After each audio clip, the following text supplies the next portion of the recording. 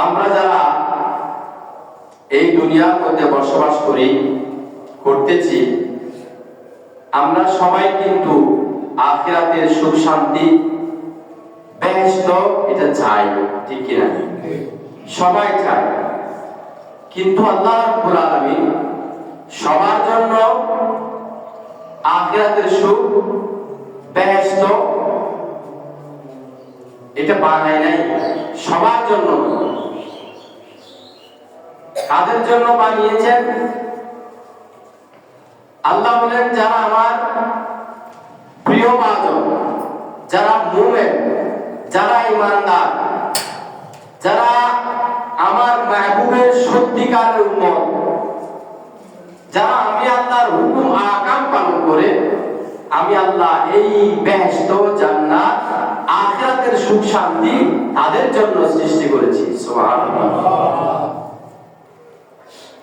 আল্লাহ রাব্বুল আলামিন মুমিনদের জন্য, ঈমানদারদের জন্য এই জান্নাত, জান্নাতের নাজ নিয়ামত, আরাম আয়েশ, সুখ শান্তি এগুলো আল্লাহ বরাদ্দ করেছেন ঈমানদার যারা, মুমিন যারা তাদের জন্য। সুবহানাল্লাহ। এখন মুমিন কারা? ঈমানদার মুমিন কারা?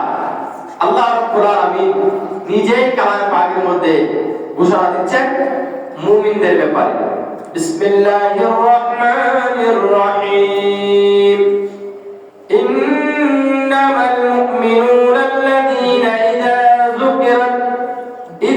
যুকিরাল্লাহ ওয়াজিলাত কুলুবুহুম ওয়া ইযা তুলিয়াত আলাইহিম আয়াতুহু যাদাতুহুম ঈমানা।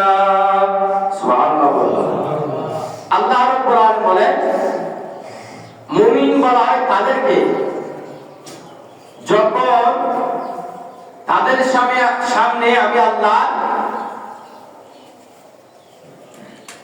জিকির করা হয়, স্মরণ করা হয়, তখন তাদের অন্তরটা ভীত হয়ে নরম হয়ে যায়, তারাই হলো মুমিন। সুবহানাল্লাহ। এবং ওয়াইদা তুলিয়াত আলাইহিম আয়াতুহু যাদাতুহুম ঈমানা, এবং যখন তাদের সামনে, তাদের কাছে আল্লাহর আয়াতসমূহ পাঠ করা হয়, তখন তাদের ঈমান বেড়ে যায়। সুবহানাল্লাহ। এরাই হলো মুমিন। ওয়া আলা রাব্বিহিম ইয়াতাওয়াক্কালুন, আর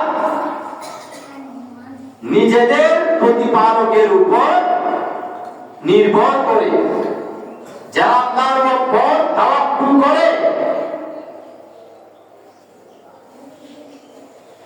যারা আল্লাহর উপর তাওয়াক্কুল করে